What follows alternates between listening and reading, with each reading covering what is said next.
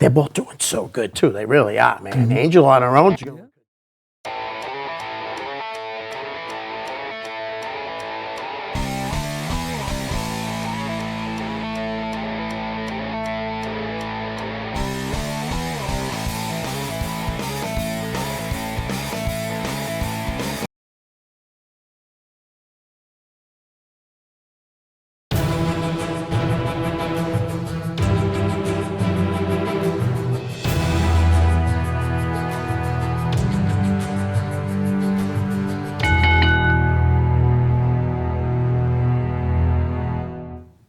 Hi, welcome to The Ring and All Other Sports. My name is Leo Connors and I'm your host. And tonight, I got a very special guest, professional wrestler, promoter, Anthony Green. How are you doing? Not bad. Thanks for coming on. No problem. You had a show yesterday for Sure 01 USA Northeast. Correct. Longest name in professional wrestling history. I like to make it as long as possible. Yep. So anytime I have someone cut a promo, they have to say the whole name every time. Nice. All right, there's so many fan questions. I have a feeling it's just going to be pretty much fan questions because it's going to take up all our time. Where'd you grow up? Randolph, Massachusetts. Okay. I've actually lived in the same house since I was born. Oh, wow. So, yeah. Very nice. All right, how old were you when you first saw pro wrestling? Oh, I don't have an exact answer Right. for you. It was like Just little, huh? instant. Like my first memory of pro wrestling has to be WCW. Yep. It's crazy because it must have been like 94 or 95-ish. I was born in 93 though, so Okay. I don't know if it was tapes Right. or what, but I remember Hulk Hogan versus Ric Flair in wow. WCW. Yep. And I distinctly remember watching the next day on VHS tape. My mom recorded the pay-per-view for me. Yep. I saw Hulk Hogan turn heel in '96. Right. So, at minimum, I was 3 years old. Wow. When I first really started watching wrestling. You're the youngest guy so far. Yeah. Yeah. That's crazy. All right. When did you go to your first show? Oh, I don't remember my first WWE show. Or WWF at the time. Right. But I did bring something. I remember my first indie show, and I actually have the program to this day. Richard Burns' Yes! USWF. It was at the Randolph High School. The main event was Pierre the Mountie versus WWF's Warlord. Nice. And on the back, I have one autograph. God rest his soul. Gorgeous, The gorgeous Chris one. Duffy. That's awesome. Yeah, so it's an incredible little piece. Yeah. You got Richard Burns, of course, he was the promoter. So, Right. Yeah, so he's first. I'm following up in his footsteps. Yeah. Actually. No. Yeah, the Warlord. Nice. This is just like a real cool. That's really cool. The rest of it's a lot of just ads and Yep. stuff. I have a few others I can show you in a little bit, but it's just a really cool piece. That is awesome. If I remember correctly, I think Amanda Storm was also on the card. Okay. I don't remember it being a long show. Right. Like maybe 4 or 5 matches. Right. But I remember there being a women's match, a guy that came out and threw frisbees to the ring, to the crowd. Yeah. And the main event was Warlord and Pierre the Mountie. And Tim White actually refereed on that show. Really? While he was already in the WWE. Right. Now, where was the show? Oh, Randolph High School. It was in Randolph. Randolph Okay. High School. That Nice. was what, 1997? Wow. May 10th, 97. That's crazy. Yeah. All right. So when you went to your first show, who brought you? Was you My parents. Your parents My brought you? parents, Yeah? my sister. Did they like wrestling too? My mom was like a casual fan. That's Yep. kind of how I guess I got into it. Right. I remember she just put it on the TV, Yeah. and I guess I just sat there and I was just like glued.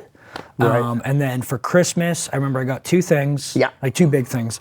I got a guitar, because as a kid I was fascinated with Elvis Presley. Right. Nice. And then I got a bunch of the WCW San Francisco Toy Maker, like basically the fake LJNs, like Yep. the Macho Man, Craig Pittman, Alex Wright, Nice. Hogan, Vader, all those. And I guess I said screw Yep. the guitar. Yeah. I locked myself in my room and just like created matches and battle royals. It came with the big red cage around the shorter ring. Yep. Like you had the little button that you could press and it'd make noises and stuff. Right. That was like kind of, I guess, how I got hooked. That's pretty awesome because I'll tell you, when I was a little kid, they didn't have wrestling dolls. So like if I had a cowboy guy, he was like Blackjack Mulligan. You know what I mean? Seriously. Iron Man would be like Mil Mascaras. I had to make guys, you know what I mean? I had the wrestling names. So it's funny you say that. I actually watched today on Netflix The Toys That Made Us. I've never watched the series at all. Right. But I specifically wanted to watch the episode about pro wrestling. Right. Pro wrestling toys. And if you watch the end, fun little tidbit for local wrestling fans, at the end they show a couple fans' collections. Jason Blades is seen. I have seen pictures of his on. He has every Hasbro. Wow. Ever. And they show Sean Burke's collection as well. Really? Yep. That's awesome. I think I heard Sean talk about it on a podcast with the, I don't know if he was on it, but Crockett and Fury. Was he on that one? WPAN? Oh, WPAN, yeah. Crockett's got a question later. All right, so who trained you? YouTube. Yeah. No, I'm just kidding. Funny enough, so this is a really long story that I'm going to cut very short. Okay. My original wrestling school I found when I was 13 years old.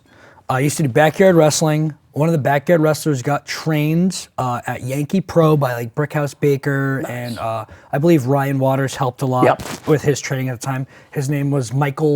It was Chris Razor. Okay. Then he turned into Michael Cross. His real name is Mike Medina, not to get confused with Congo. Right. Totally different guy. Okay. He's still a friend of mine to this day, so I'm not like talking crap about him. Right. But he probably shouldn't have been training people. Right. The school was 7 minutes from my house in Holbrook, Mass. My parents signed the waiver. The trainings were every other week. So it was like one training on like a Saturday. Right. Every other week. And I was 13. I'm like, I couldn't handle it. My body wasn't ready for that. Right. I would go home with headaches. Like I'd go home sick to my stomach, like not being able to handle it. Right. And then I would start doing ring crew at places. And then I would find random places to just train every once in a while. Right. So at one time there was Full Spectrum Wrestling in Taunton, Massachusetts. Okay. Jose Perez was the booker. And they had a school there, which was run by T.J. Richter. Oh, okay.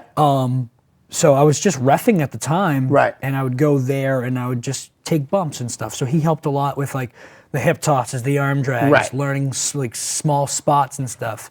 And then from there I would go to like Bell Time Club every once in a while. And I would train with like Bo Douglas or Jason Rumble. Or whomever would run the class that day. Right. JT Dunn would randomly run classes and stuff. Oh, okay. And Pat Dillon was down there too? Pat Dillon would help out as well there. And then it wasn't until, I know it's a question, so I guess because I kind of scanned over them to see anything. So my first match I had was on May 6th, 2012. Wrestling Star Wars, now known as APW.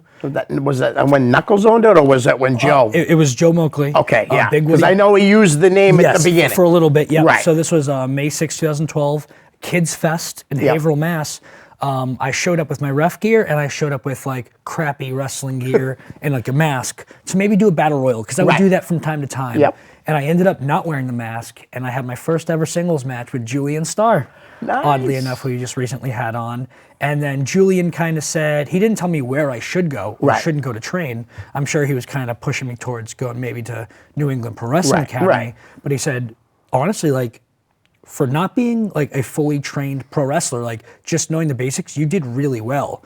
If you get your fundamentals down, like you could do this. Right. 1 month later, I did a seminar as a referee at the Lockup.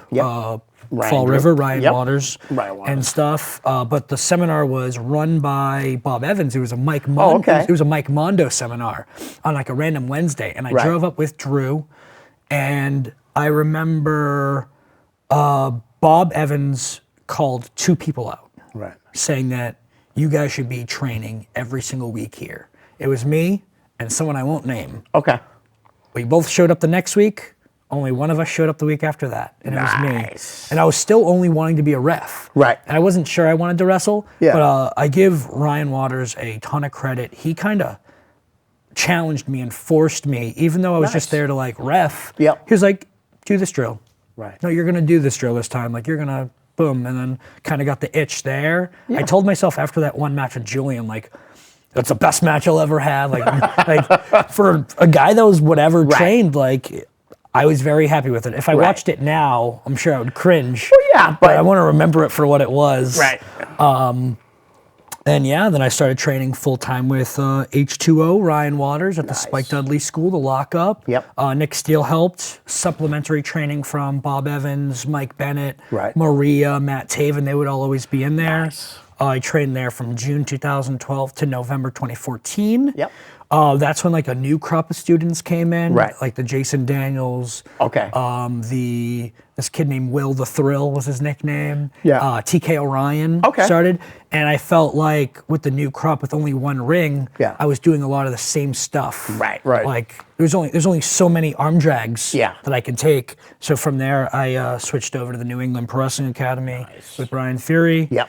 Which I felt like I got my fundamentals and how to work on the fly Yep. with top rope, with Yep. the lockup with Ryan Waters. And then I feel like my finishing school Right. was kind of similar to Julian. Yes. That Fury was his finishing school. Right, right. And it's kind of the same for me as well. Brian said the same thing with Steve Bradley was Yep. his finish in school because he started with Jeff Costa. Yeah.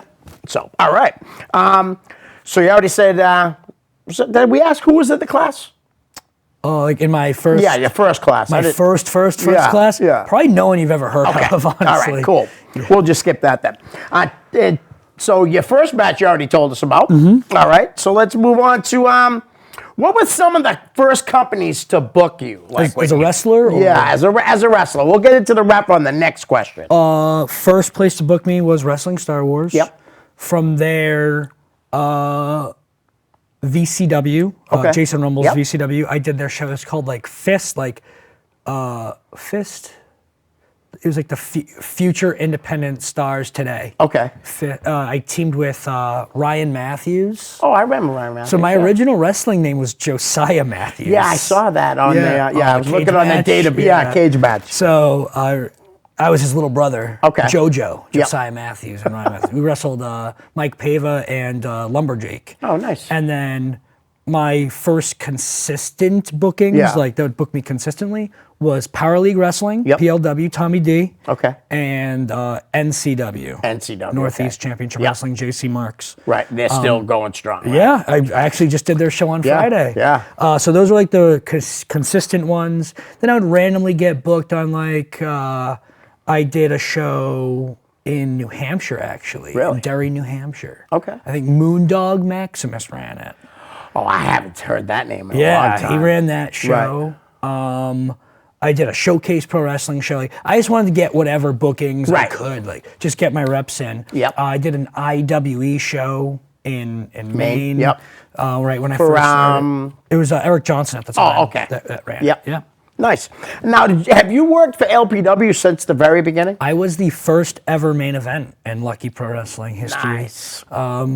I know you're good friends with those guys. Yeah, They're great I've known guys, them. too. The running joke is they started Lucky Pro Wrestling to get me over as a wrestler because I was wrestling just under a year at that point. Yep. If I'm not mistaken, they were like my first big main event Right. that I got to do on an indie show at the Yep. time. I got to wrestle Nunzio and Big Vito. Oh, nice. I teamed with friend of the show, Todd Sopel. Yes, Todd. Yep. So- good old Todd.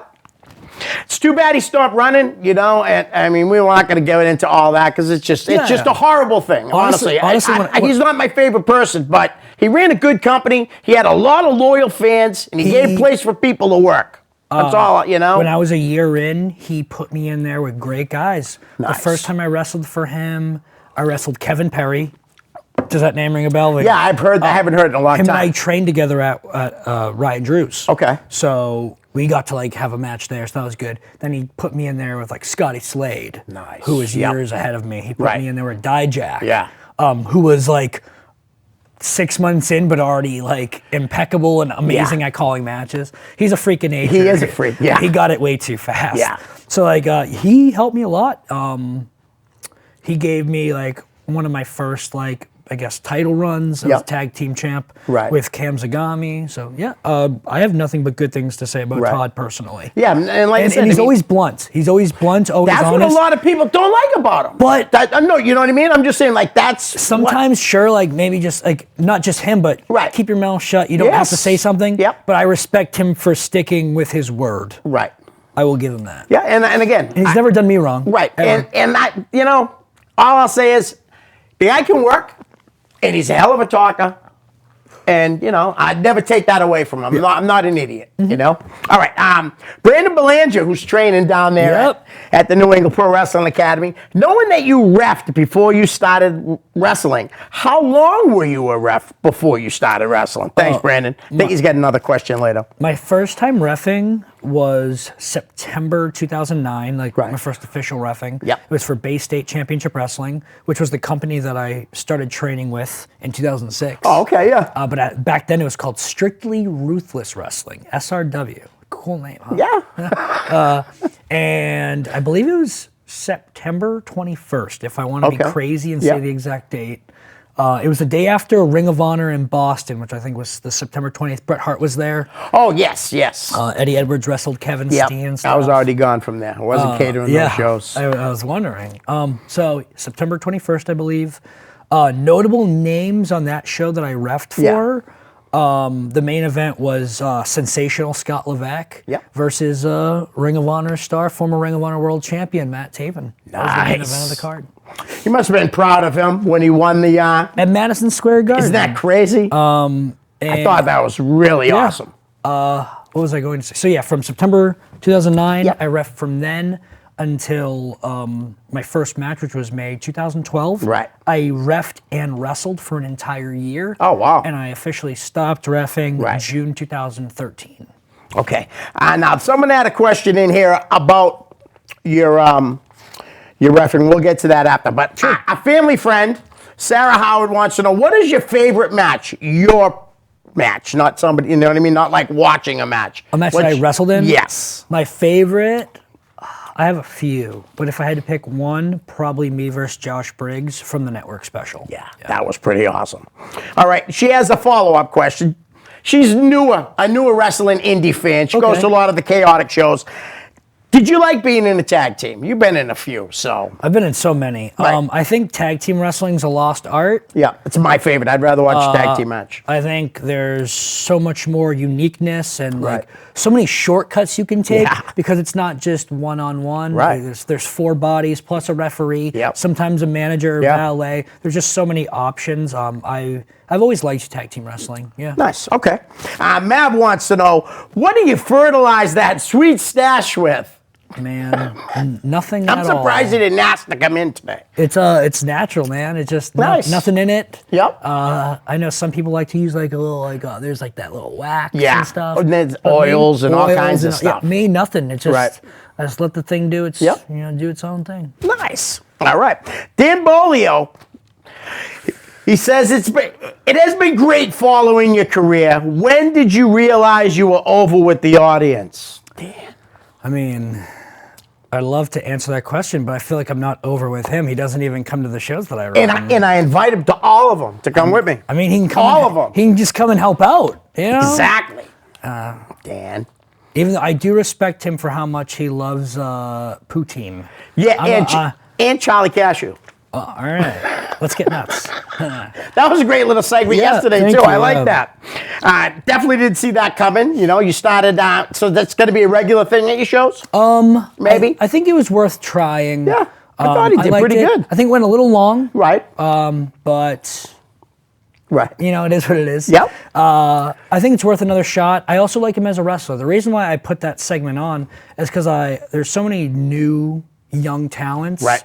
And so many newer characters. Like Tyler Cintron isn't necessarily new, but he's new to the area. Yes. And I want to fit so much in a show. And sometimes it might be a little too much, but I like them so much, and I do think they're great characters and they're great people. So I want to make sure I get as much in as possible. Yep. Plus, I like to have the footage, of course. Right. But to answer Dan's question, I hate even saying that I'm over with the crowd. But you are, though. So you really are. And you've been over for a while, too. At Chaotic? Do you think that's when around the All Good time? Do you think that's when it started, too? No, I think All Good, like, people liked it. Right. But I think it was when the whole retro or retrosexual character came Yep. about. That's kind of when it blew up. Right. And I figured, like, at each place I was over at a different time. Right. Like, I would say my most over at Chaotic was probably right when I won the Countdown. Right. Even though before that, like, I was the New England champion and I was an over heel. Maybe it was even when I wrestled Scotty. We did that the Retro Genesis match. Oh, yeah. With the pre-filmed stuff. Right. That was a lot of fun. So that may have been it. Or it was when I won the Countdown, because that was one of the most genuine reactions I heard up until when I won the title the month after during the wedding that luckily didn't go through.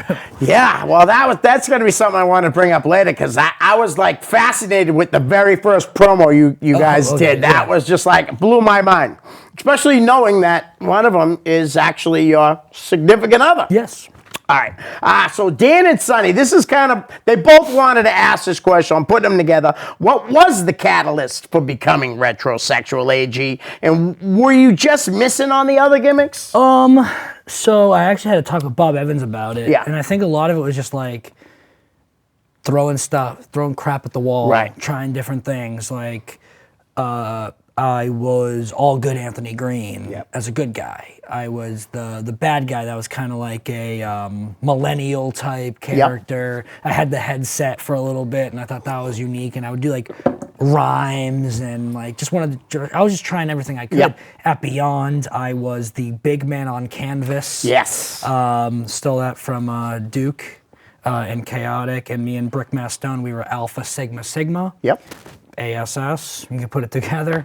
And yeah, nothing was really going for me between us and the cameras that are over here. Yeah. In August 2017, I thought about quitting wrestling. Really? Yeah, just like nothing was going for me. Wow. I was getting a lot of opportunities and just never anything was coming of them. Like I would be able to go to Canada for Alpha One, but then like it would never get called back. Or I had the opportunities with House of Hardcore and then never brought back. So I was just like, all right, maybe it's just not for me anymore. Right. And then that December, I was in a group chat with a couple of guys, and it was Dijak that said, you're not as athletic as AR Fox. Right. You're not as jacked as Brian Cage. Yeah. What can you do to make yourself as elite on the independents as them, but not try to be them? Right. And I was like, I think I have more character than them, more charisma. Right. So he was like, all right. Which is true. He's like, so what are you gonna do? I'm like, I don't know. What if I'm the retrosexual? He goes, what's that? And I go, I don't know. Like, what if I'm just like a pop culture guy? Yeah. You know, I do a lot of stuff from like maybe like the late 80s, early 90s, just like small little tidbits. He goes, I like it. Give me more information. Right. And I was just able to like unravel this character very quickly because it really is just me amped up to 100. Right. Are you seriously like into pop culture too? Big Yeah, time? very much. Like my favorite movie's The Goonies, which is a very generic answer, but it's the truth. Yep. I love like the 80s wrestling action figures. I listen to 80s and early 90s music. Full House, like TV shows like that. Yep. So it was like, that's kind of where the idea came from. And that was like late December. Right. And then that whole week, I was just fascinated by the idea. So I went on YouTube and I found episodes of like I Love the 80s from VH1. And I watched from 85 to 95. Right. And then I started watching like 80s movies like The Heathers. And I'd pick something from there. Yep. I'd watch The Breakfast Club. I'd pick something here. And I would just pick little things from movies and TV shows. And the Uncle Jesse of pro wrestling. Oh, because you're welcome for the Full House. Like little funny little things, not necessarily that even had to do with my character, but something I think the crowd could relate to. Absolutely. And it was like, oh, what will I wear to the ring? Oh, what if I wear like a windbreaker? And what if I have Zubaz? Perfect. Oh, anyone could wear Zubaz. What if my Zubaz were tearaways? Yes. Oh, anyone could get a windbreaker. What if I got like a custom Ribera jacket made with my name on it? No one has that. Right. So it was just very easy to pick and choose. It was like, oh, I wonder if I can get custom Macho Man glasses. And I literally Googled custom Macho Man glasses, and I found a dude that makes them online. I'm like, and I have a pair at home. Yes. I'm like, oh, this is great. Like everything was just kind of working, and I was able to just kind of have fun doing it. And I debuted the character officially December 31st. Worcester at the White Eagle Hall for Beyond Wrestling, New Year's Eve. I didn't know you did it with them. December 2017 was the official debut. I wrestled Rayo, who now is in Future of Honor. That was my first official match as the retrosexual. Yeah, that's a great story. And the coolest thing about it, I think, was I jumped into it earlier than when I was ready for. And I think that's what made me ready. Because I didn't have the custom gear right away, and I didn't have the tearaways, and I didn't have the jacket or the glasses. I kind of just threw it together to make it work, and people were kind of iffy about it. Like, oh yeah, it's kind of generic. But then slowly but surely, then the custom tights came in. The jacket came in. The pants came in. The glasses, the headbands. And then everyone was like, oh, this clicks. And then it was all up from there, And you're very creative with your merchandise. I try to be. Because actually, I just started using your lighter. The girl's lighter's gone. I used that one first. Yours is being used now, but that was great. You still have any of those? A couple left. Nice. I know you like to cook, so I might have to get you my official hot sauce. Oh, yeah. I'm sure you didn't even know I had. I had no idea. Retro Heat. They're a company from Maine called Heel Heat Hot Sauce. Oh, I'm definitely going to buy it next. Now, are you on the show Friday, Chaotic? I am. I'll bring a bottle for you. All right. All right, so Sonny also has a follow-up question. How do you handle working on and running your own shows? Because it's got to be so stressful. It's the dumbest. Running wrestling shows is already dumb. But running a wrestling show and wrestling on your own show is even dumber. And I don't know, I guess the reason why I probably even wrestle on my own show is I'm saving a little bit of money. I don't have to pay myself. Exactly. But you're over with the crowds around here too, though. So, I mean, it kind of... So I actually had Randy Carver. From, he was there yesterday, right? Yeah. Him and I had a talk a couple months ago about kid. It. He's so smart. Wicked smart. So I don't want to make the show about me. That's not my goal. I didn't start a wrestling company to give myself the belt, to put myself in top matches. I really didn't. I did it because I love the idea of booking. I love the, I guess, recognition I get from the boys if there's a big crowd. Like I was really like last night's show. There's over 200 people there. There was a lot of people there. I'm running shows so my friends have a really cool crowd to wrestle in front of. That's the truth. That's awesome. So him and I had a talk, and I was like, all right, I'm booking Brian Pillman Jr. I don't know who to put him against. It could be this guy, it could be this guy. I literally said, I don't want it to be me. And he said, why not? And I said, I don't want to be the guy that brings in names or top independent wrestling talent to wrestle them. It's not what I want to do. He goes, but where you are in your career, you are that guy. People want to see that match. Someone will buy a ticket to see you versus Pillman. I'm like, absolutely. I'm like, I understand, but I'd rather team with Evie and just do like a fun mixed tag, you know, like no stress. Like the first two shows, it was me and her versus Cheeseburger and Sumi. And I did that to make her better. The second show, I put her with Max Caster and Chris Statlander to make her better. My goal isn't to put myself in the main event.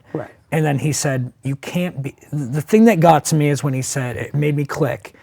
He said, you can't be the comedy tag match every show because they're going to want to see you have a serious match. I was like, all right, you sold me on the idea. I was definitely excited to see your match. And it was a great match. It really was. Even it gets to me. I'm sure he'll tweet about it, but Mayor McCheese. I saw the that. Famous. And like, I almost was ready to say that's not true because the second show, I was the opening match. Like, and I'm not going to defend myself on Twitter because I don't think it's necessary to. It was actually Lumberjake that brought the tweet to my attention. I didn't even see it. It is what it is. I don't really care, but I just personally don't like if Mayor McCheese notices it that way. I would just hate for other people to also see me as, oh, he's just another booker trying to get himself over. Because I don't want to sound cocky or vain. I don't think I need to book myself on a show and win a match to get myself over. It's not. No, you don't. They're like. I really don't. I'm not the booker of Limitless Wrestling. Right. I didn't give myself the Limitless Wrestling title. No. But it was a good choice to put it on you. And also when they put the APW belt on you. Yeah, a lot of people it just I think was a smart move on their part. They're trying to grow. You need a strong champion. That's why I agree with, I'm not the biggest JT Dunn fan or whatever. I think he's a great wrestler and stuff. But I mean, I think at the time when they put the belt on him in Chaotic, he was the guy that could put on great matches every show. Yeah. You know, and 100%. That's what you're doing now too, though. So don't sell yourself short. You know, I know it must be hard to not, you know what I mean? Yeah. Like, you talk about yourself, but you don't want to sound, like you said, too cocky or anything like that. I totally get it. All right, Steve Urquhart, good friend of Brandon Belanger, wants to know, I think I know the reason, but how come you dropped the retrosexual just down to retro from your name? Yeah. It's a great question, Steve. After I signed with Evolve Wrestling, which I'm sure this is the answer he knows, which we all know has a really strong relationship with WWE. Yes. No one from WWE has contacted me and told me, don't call yourself retrosexual or anything. I figured it was in my best interest to be as universal as possible, that it was a smart idea to drop the word sexual. Even though retrosexual comes and is derived from metrosexual, which doesn't have like any sexual content or any sexual meaning rather. I thought it would just be a good idea for promotion-wise and for myself to kind of just get rid of it and just be retro. I think the crowd still understands, the fans still understand what I am and who I am. So I don't think the word sexual make or breaks what I do. No, nice. That is a great question, Stephen. All right, Dan's back again with another question. Oh, boy. What was going through your mind, though? You just brought up, like, working on the network not too long ago, but what was it like? What was going through your mind when you wrestled on the WWE Network? And he adds, it was amazing seeing you there. One of my favorite moments of the year. But he didn't still go to the show yesterday. It was, speaking of stressful days, one of the most stressful days of my life. Similar to like a WWE call time, we had to be there at like 12 o'clock or 1 o'clock. For like that was in New York, right? No, Philly. It was at the ECW Arena. Okay. Yeah, the famous 2300 Arena on the corner of Swanson and Rittner. So stressful. I didn't eat that day. That's how stressed I was. I think I had like 2 protein shakes and water. That was all I would have. And I didn't get much sleep the night before because I wrestled in Maine. I got home around 3 a.m. I had to meet for my ride at 5. So I went to the gym, did like 20 or 30 minutes of cardio, and tanned again. Because Gangrel said it to me, and he got it from Hulk Hogan. If you only have time to do one thing, tan. So I was so tan that day. I was probably the tannest person on that show by a lot. So stressful because we got there, and then it's a lot of just hurry up and wait. And you're just there, you're sitting there, you're waiting for the meeting. And the meeting happens, and it's like, all right, now we have to do some like run-throughs for the opening. And me and Josh were the first ever match. Independent match. Streamed live on the WWE Network. So that's awesome. Stressful in itself. And the way it was set up was there was like a segment that led into the match. So I'm in the ring, and like there's like 15 wrestlers and refs and the ring announcer all in the ring, and they're doing this opening. And I'm just in there, I'm like, oh my God, like, I'm about to wrestle. Like, usually you have the chance to go behind the curtain. You have that like last minute chance to like run it through your head. Get everything ready and like kind of be ready to go out and have your moment. But I'm just like in the ring, I'm like, all right, I'm not going back through the curtain. It's just, I'm in this ring and then the match is starting. That's it. So it was and then I've wrestled in the arena. I've been lucky to wrestle in there 4 times. The first 3 times I didn't notice this. It was this 4th time that it really hit. I was just looking up at the banners of all the guys in the Hall of Fame. Eddie Gilbert. Chris Candido, who's one of my favorites. Awesome. Eddie Guerrero. Sabu. Tuchel, Scorpio. I could go on. Trent Acid. One of my favorites. I had to say. The Backseat Boys. And I was looking up at all those names, and I'm like, these guys made this little shitty bingo because hall. it is a shitty building. They made that building means something. Yeah. They made that building probably, if I had to guess, top 5 most historic wrestling No arenas doubt. in the world, in the United States at least. Yeah. And like, why do I deserve to wrestle on the first ever network special in that building? You earned it. Like, and like Paul Heyman's in the building, Right. you know? That must have been incredible. It's just, it was very nerve-wracking. Yeah. I felt like I didn't deserve it in the moment. I was like, wow, like this is like Right. too good to be true. I like wrote a long post on Facebook. If you want to go back and find it, it's like a million months posts ago. back. Yeah. I was like in tears writing Right. it, and like I think I thanked every single promoter. Right. That's, like I tried to think of every promoter that ever gave me an opportunity when I was Right. brand new, and every wrestler and every trainer that's ever helped me, and I didn't want it to come off like, oh, I'm going to WWE, because I literally said like this is just the beginning. Right. But like it was just such a historic moment for me, and such a cool moment. Like And to share it with your friend. he cried too. I bet. cried. The best moment I think of the entire match was as he was giving me the miracle ecstasy. Yeah. As I'm popped up in the air, I go, thank you. As he slams me on my head, he pins me. He goes, I love you, and I go, I love you Nice. too. And then it was like That's awesome. It felt like it was over in an instant. Right. So it was just very cool. I love that you guys said that to each other, because I've lost a lot of friends over the years. I told you earlier, I'm 54 years old, so I've lost many friends, and I never not tell the people that I love them every time I see them, and that includes my best friends and stuff like that. So that was very cool. All right, Eric Dewey. I think this is Eric's first time asking a question, and it might have been his first time at your show. Oh, okay. So he says, are you going to team up with Ava Everett again and challenge the Sea Stars for the Sabotage titles? And then he just adds, that will be good for business, and you guys are a power couple, and I'm glad I saw you and Ava and some other superstars. I really enjoyed it and can't wait to see it again. So I think he was there yesterday. Yeah. Oh, well. And first off, thank you, Eric, for supporting the show and coming out to see it. And he's going to come next time, too. March 1st, don't Yes. forget it, Crown Zero. Nice. Fun fact, Dominik Dijakovic came up with the name Crown Zero. Did he really? Sure did. Nice. So that will be the next event, March 1st. I'd like to think it's a good idea to take the winter off, especially with the holidays. Right. People have to save their money for Christmas gifts and Smart. Hanukkah, Kwanzaa, Yep. Boxing Day if you're Canadian. I think I got all my P's and Q's checked on that one.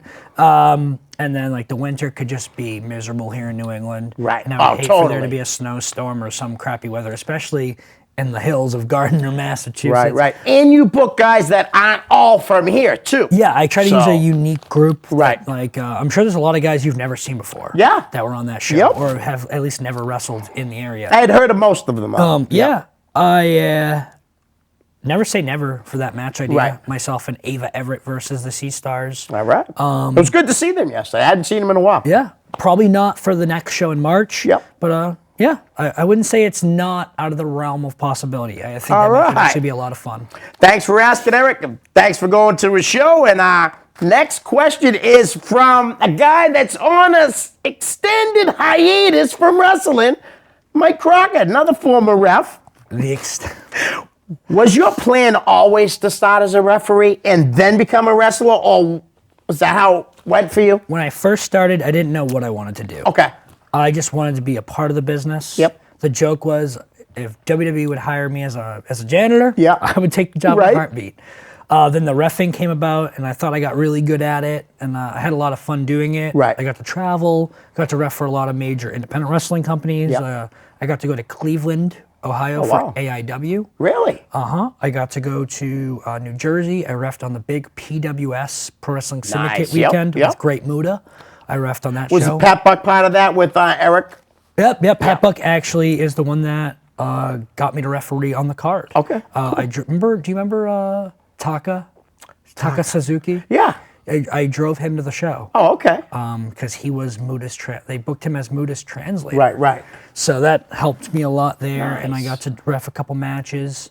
And I thought I was going to be a ref, and then everyone just kept telling me I was too tall. Right. And then I had that one match, kind of got the itch. Yep. Ryan Waters, Bob Evans, Mike Bennett kind of all not forced me, but kind of pushed me to try harder and work towards wrestling. And then it just kind of. So you must be real happy that they pushed you. Yeah. That is great. We're not going to get to all the questions, so I'm going to just jump through a few of them. Some guys that have never asked a question, I'm going to ask for sure. Jacob Dawson wants to know, what rookies do you have your eyes on? Ooh. It's a great question because there are a lot of great young kids working right now. Would you consider CJ Cruz a rookie? So yeah, so funny enough, him and Charlie Cashew both trained at the New England Pro Wrestling Academy years ago. Oh, they did? Oh, I didn't know that. They both stopped. Yeah, I knew Royce did. Yeah, and they both came back. So those two for sure, Charlie Cashew, CJ Cruz. I like to call him Mortar. Yeah, that's his nickname. I think Ricky Archer has a lot of potential. Yes, he does. If we're just talking, good look too. Yeah, if great look. Yeah. If we're talking New England Pro Wrestling Academy alone, those three, Kason, Armani Chaos. He had his first ever match. Okay. At APW in the Gil Bonk. Oh, see. So he got to make his debut in the Gil Bonk.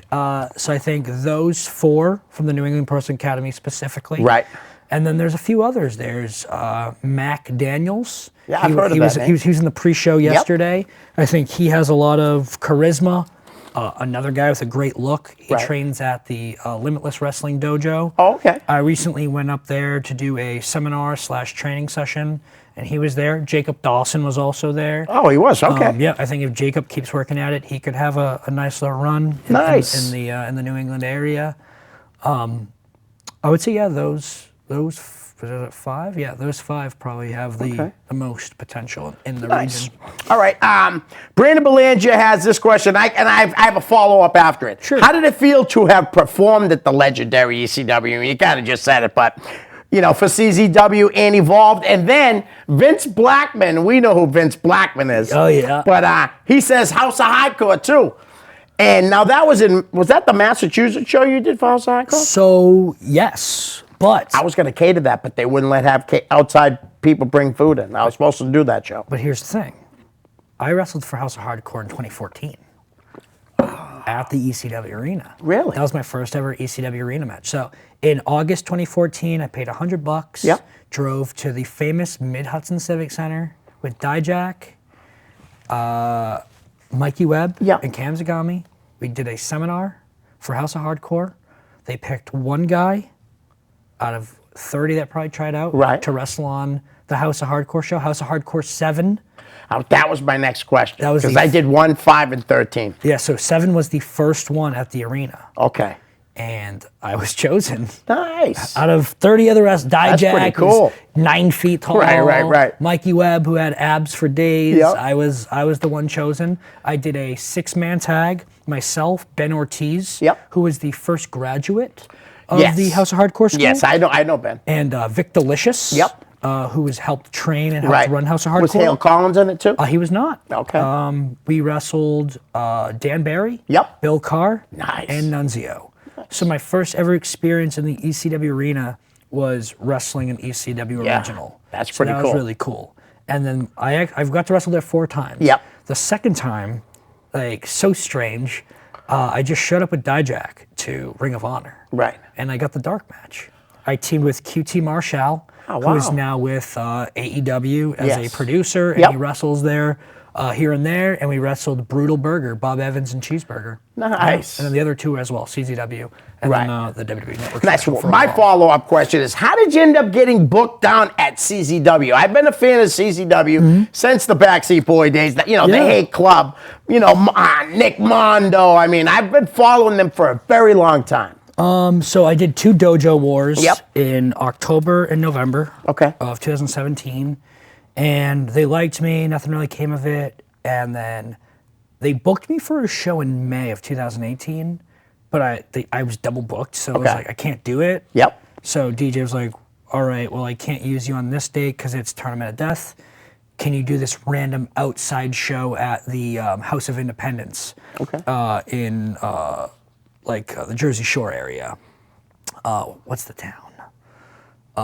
Asbury Park. Asbury Park. I was like, yeah, I could do that. I was just in a random 4-way. It was me, Alex Reynolds, Wheeler Yuta and oh no, what's his name? German guy.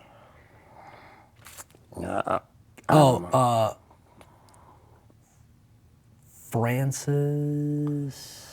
Nope, not coming to me. It's not Francis O'Rourke. No, I knew it wasn't him. Oh man, is it Francis Caspian or something? I don't know, but I have to look it up. I feel bad because that was my first match. Yep. And they brought me back in August, and I came out with the Honeys. Yeah. And I wrestled him again in a singles match. Right. And that was kind of where I got very over there, and just that Quickly, first try. right? Yeah. And then from there, it was like I wrestled Joey Ryan, and then just kept moving.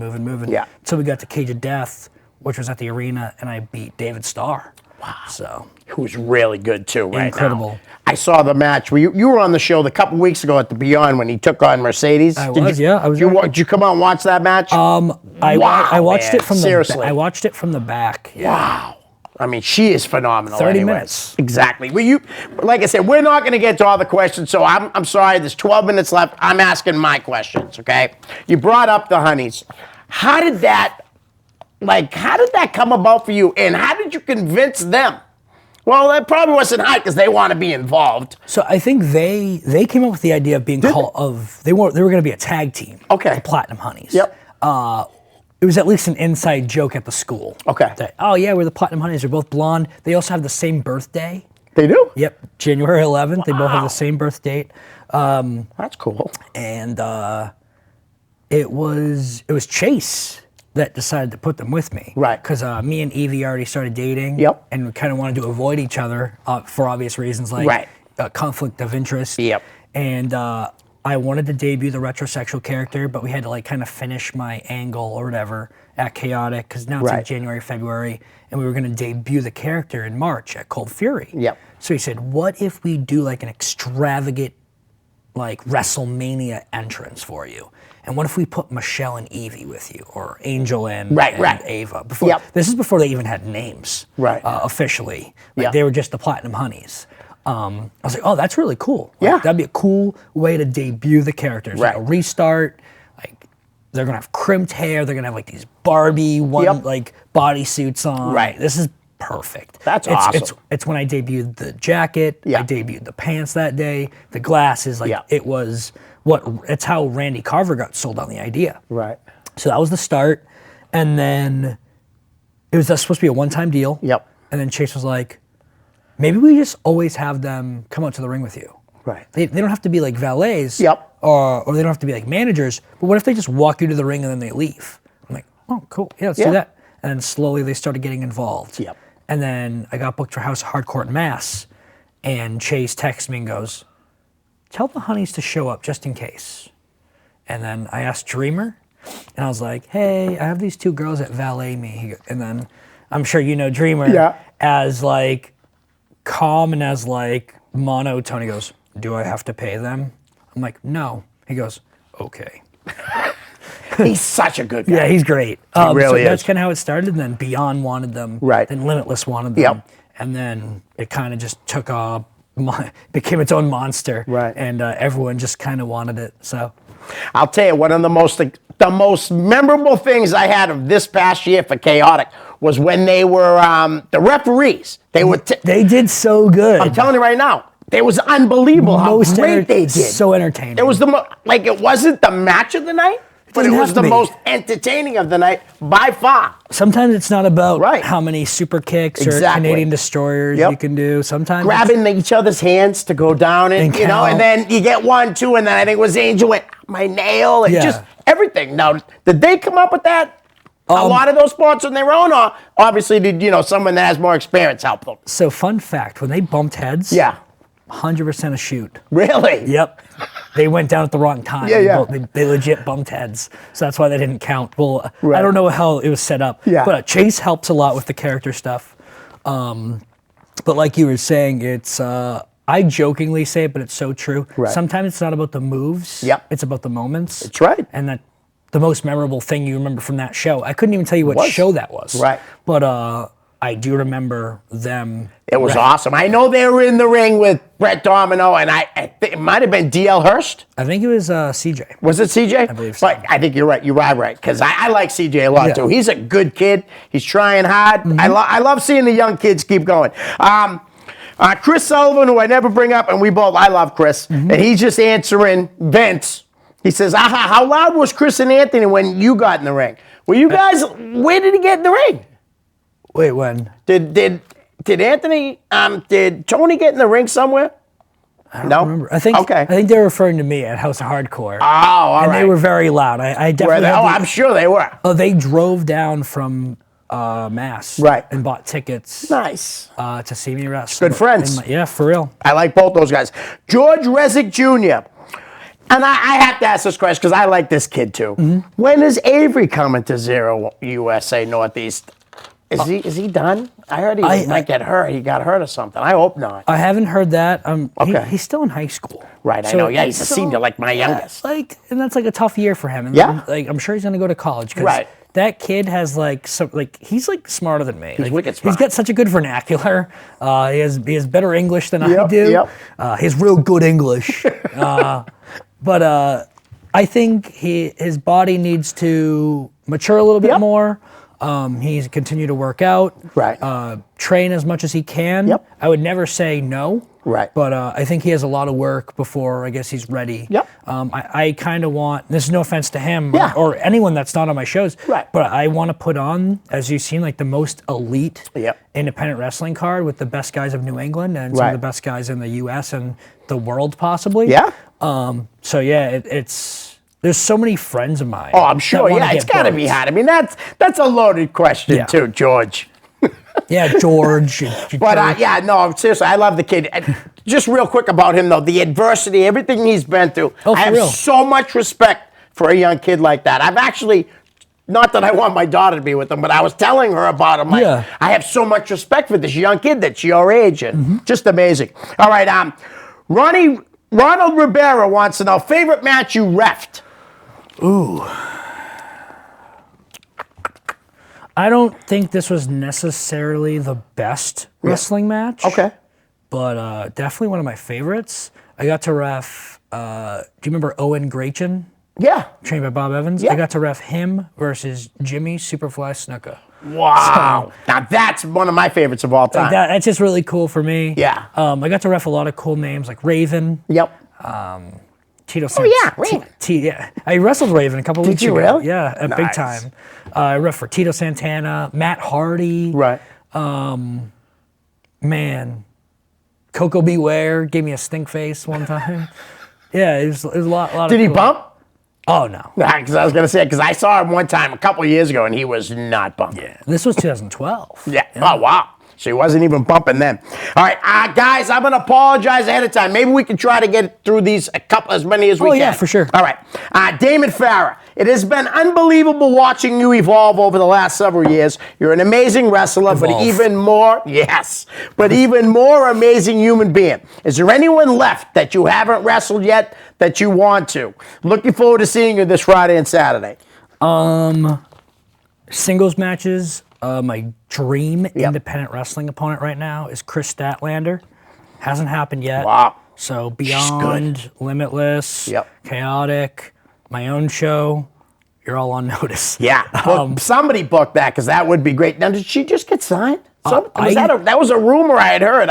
I can only tell you what I've seen online. Yep. So I'm not sure. Same as me. Yeah. Pretty amazing though if she did because she's pretty new. Yeah. Is she from the first class of Pat Buck and No, she's not. No. I think probably the second or third class. Oh, okay. Yeah. And then my dream opponent WWE wise. Yeah. And I don't think it's out of the realm of possibility. Is Velveteen Dream. Nice. Oh, he's awesome. Yeah. He's really killing that gimmick too. Yeah. All right, my friend Nathan Fuller. Anthony, what do you think about NXT? Oh, it's awesome. Yeah. Especially now that it's on national TV. It's no longer a farm league, in my opinion. Right. Like FCW, OVW, Deep South, those were farm leagues. Yes. NXT is a national TV company. Yep. And some of those guys will probably never leave NXT because they're such big stars. And they're still going to make that WWE money there. Right. And they're still going to get that WWE notoriety being on USA. It's awesome. Like, I think it's great for the business. Yep. I think it's great for independent wrestling. Definitely. Because now there's more spots opening up on the indies because they're going to need more stars from the indies to go to NXT. Right. Or to go to AEW. Yep. So I think that's just more spots for me to take here on the indies. Right. And hopefully that means maybe DL Hurst can take my spot. Right. Then maybe one day I'll make it. Yep. And then he can take my spot there. Right. And then maybe he'll make it. It's all a ladder. Yep. And I think He's doing great too. He really is. I'm with my shows. Yeah. I hate to bring it back to this point. Yeah, it's all right. Especially with a short time. But my goal is to use a lot of newer guys. Yep. And get them the experience they need. Right. That's why Kid Curry has wrestled Wheeler Yuta. Yeah. And he's wrestled Caleb Conley now. And that's why DL wrestled Joe Gacy. Right. You know? That was great to see Joe Gacy. He's another guy. When I first started watching CZW, he was just that. No, him and Dahmer and that stuff, you know? Working fine. Jesus! Yes. Zandig, sorry. I'm loud. All right, Dan's brother Bobby wants to know, do you think someday you will hire Tiny Pipes, Dan Bolio, to be a hype man or at least an intern? Maybe if he starts showing up to my shows. Yeah.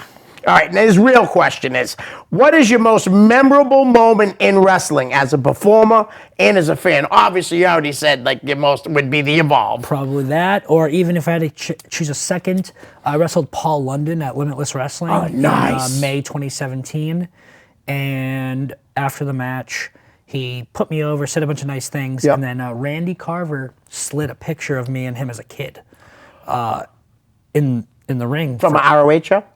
NEW show. Oh, okay. And because he wanted him to sign it for me. Yeah. And at the end of the promo, he goes, by the way, like this kid, I met him when he was 16, 15 years old, whatever.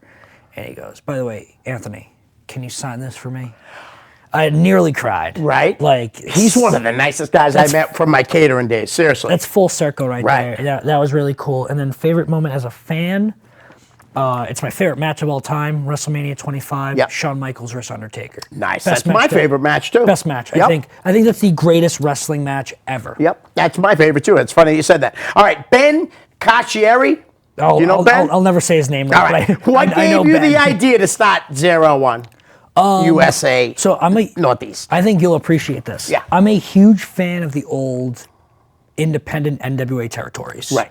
NWA New England, Yep. Wild Side, Right. On Fire, Midwest. Yep. And I think it lacks that on the indies now. Yep. So I think it'd be really cool to bring that back. I reached out to 01 USA. They wanted to use me. Hasn't worked out yet. We're still talking about it. Yep. But I told them I wanted to run shows. I said, how would you feel about like a sister company? Like an off branch of 01 USA will be 01 USA Northeast. I think the name has a lot of notoriety. And I thought the name would pique interest. Yeah. So I thought it was just good for business and good for local wrestling talent for an opportunity. They could check 01 off the bucket list. Right. It's just a very cool, different thing than what anyone else is kind of doing in the area. Nice. You want to plug your 2 shows this weekend? Because we got 20 seconds. Man, Chaotic Wrestling. Yes, I'll be there. I'm winning the heavyweight title. All right. Verna, Christian, come get it. And then lastly, Lucky Pro Wrestling.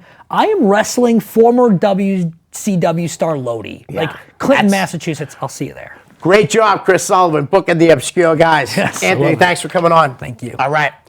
Peace.